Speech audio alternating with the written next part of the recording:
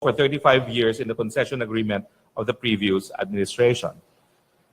Another good news, we are pleased to announce that we now have covered the entire Philippine airspace with the installation of 10 additional radars.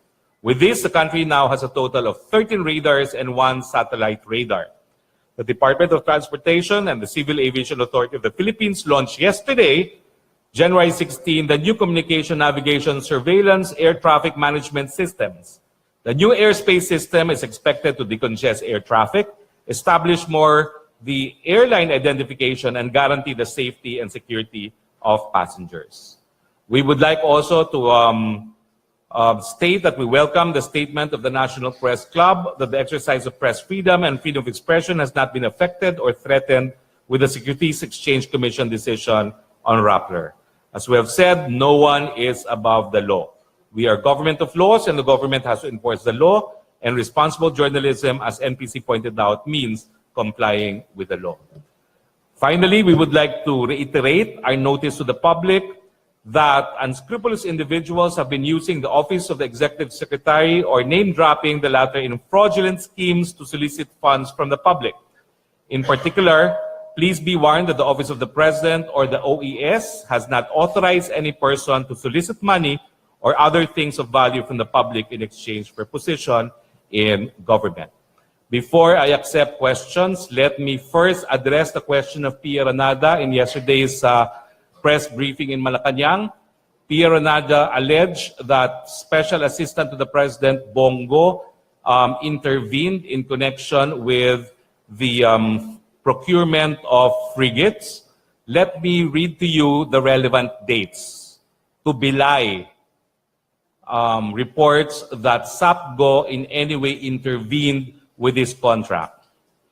Now, the acquisition decision memorandum for these frigates actually was entered into as early as June 7, 2013. On January 24, 2016, final technical specifications for the procurement of the frigate was approved by then Secretary of National Defense, Gazmin. On March 17, 2016, the submission and opening of bids was done. On June 9, 2016, prior to the term of President Duterte, after post-qualification has been completed, the winning bidder was appointed. The lowest calculated and responsive bid was Hyundai Heavy Industries of South Korea with a bid price of 15,744,571,584 for 2 frigates. Now, on June 30, as you all know, the President assumed office, and the only involvement of the Duterte administration in this regard is the ministerial issuance of the notice of award. Note that under the government procurement law, a bid, once it has been awarded, is then given a notice of award, and all that Secretary of National Defense Lorenzana did on August 18, 2016 was to issue the notice of award. What does this mean? When a contract has been bidded, awarded, that means it is futile to intervene. Na-award na po yung kontrata, bakit pa maghihimasok si SAPGO? Maghihimasok lang po kayo kung wala pang notice of award at po pwede pang ma-influence kung sino o kung kaninong produkto ang bibilin ng gobyerno. I think this chronology of events as well as the legal provisions of the government procurement law will belie the report of RAPPLER that SAPGO in any way intervened in connection with the acquisition and procurement of these 2 frigates. Ulitin ko po, tapos na po yung bidding nang pumasok ang gobyerno, notice of award po na-issue na, ano pang halaga na para maghimasok si SAPGO. Now, the President challenged RAPPLER to come up with evidence that SAPGO in any way intervened and promised to fire SAPGO if RAPPLER came up with evidence. Apparently, responding to this, RAPPLER issued or published its article showing a marginal note purportedly originating from Secretary Lorenzana saying that certain matters were being referred to the Department of National Defense by SAPGO. SAPGO po is also head of PMS. All communications received by PMS are, as a matter of course, forwarded to the relevant line agency. Ganyan din po ang gawain ko bilang spokesperson. Kapag merong query ang media, padadala ko lang po yan doon sa appropriate line agency. We have no other option but to transmit communication sent to us relevant to the undertaking of a line agency, but to send it to that line agency. So if that is the evidence that Rappler is referring to, I'm afraid that's not evidence of anything. Because as a matter of course, kami pong mga members of the cabinet based in Malacanang, we have no recourse but to send all relevant information that we receive to the relevant line agency of government. Okay? So I'm now ready to address your questions. Questions for Secretary ROQUE from our friends from the Manila of Mission Election.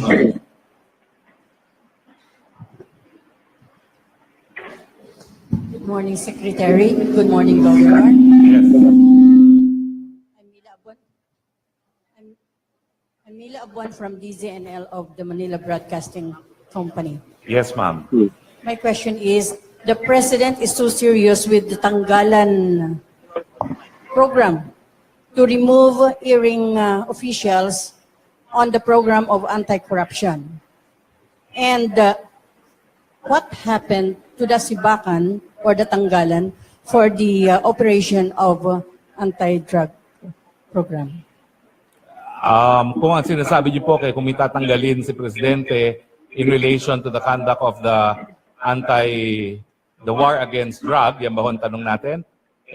Nangako naman po Presidente, kasabay nung pagdoble ng sweldo ng ating kapulisan at ng ating mga hukbong sandatahan, na meron siyang i-anunsyo ng mga pulis na tatanggalin for various reasons. No? So within the month po yan, 70 ang numero na nabanggit po ng Presidente. Thank you, Secretary. Next, tanong mula sa ABS-CBN Baguio. Hello, sir. I'm Justin Aguilar from ABS-CBN Baguio. Sir, actually, you've already answered this so many times, but just for iteration about yung comment pa natin with regards sa issue with Rappler, sir. Well, gaya po ng sinabi ko, kahit ano pa sabihin ng Rappler, 15 years po ako nagturo ng constitutional law. You cannot claim a violation of freedom of the press unless there is prior restraint or actual censorship. Ito po, hindi pinagbabawalan ang kahit sino na mag-eksersisyo ng kanyang propesyon ng pamamahayag. Ang sabi po ng Securities and Exchange Commission, yung kumpanya po na Rappler Inc. at saka Rappler Holding ay lumabag po sa probisyon ng ating saligang batas na naglilimita ng pag-aari ng mga kumpanyang engaged in mass media sa mga Pilipino lamang. Dahil hinayaan nila ang dayuhan sa pamamagitan ng isang Philippine Depositary Receipt na magkaroon ng control pagdating dun sa pag-amenda ng Articles of Incorporation at saka ng bylaws ng Rappler Holdings. No? So, it is not an issue of freedom of the press. It's an issue of upholding the constitutional ban on foreign ownership as far as the business of mass media is concerned. Wala pong kahit sinong sinupil ang pananalita, wala pong kahit sino na pinagbawalan na ganapin ang kanilang papel bilang mga mamamahayag, wala pong kahit anong press company na pinasarado at pinagbawalan na maging journalism outfit. Pwede pa po sila na maging vloggers, malinaw po yan. Maria Ressa can continue to blog. Pia Ranada can continue to blog.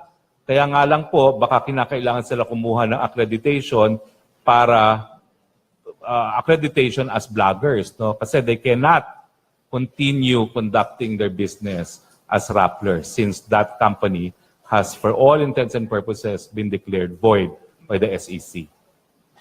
Sir, second question, you've already answered this din po, but just for the record, sir, yung about sa alleged intervention of Bongo again in the purchase of the 15.5 billion Navy military credit. Wala pong katuturan yan. In the first place, paano maghihimasok si Bongo? Tapos na po yan, na-award na po yan doon sa Hyundai. Maghihimasok ka lang sa isang government procurement para ma-award ang isang kontrata sa isang kumpanya. Ito po, yung bidding at saka yung determination na ang responsive lowest bidder ay Hyundai ay naganap pa doon sa administrasyon ni Presidente Noynoy Aquino. Ang tanging ginawa lang po ng administrasyon natin sa pamamagitan ni Secretary Lorenzana, yung notice of award na. So bakit pa po maghihimasok ang kahit sino dyan? Done deal na po yan. Sir, a while ago, nung nasa pagdating niyo po, you mentioned that you have a big announcement, sir. Ayun lang naman po ang ating announcement na Thank you so much. pinabubulaan po namin yung report ng RAPPLER. Wala pong katuturan yan, walang katotohanan. Yan po is speculation. Wala pong ebidensya na pinaresinta ang RAPPLER gaya ng hiningi ng Presidente. Dahil kung meron namang ebidensya, sisibakin niya si Bongo. Dahil yung mga ibang sinibak naman po niya, kasing lapit din, gaya ni Bongo, Secretary Sueño, at Mr. Lavinia, Peter Lavinia. Lahat po yan, kasing lapit yan ni Bongo. Wala pong sinasanto ang Presidente. Pero kinakailangan, may ebidensya naman, hindi chismis. Next question from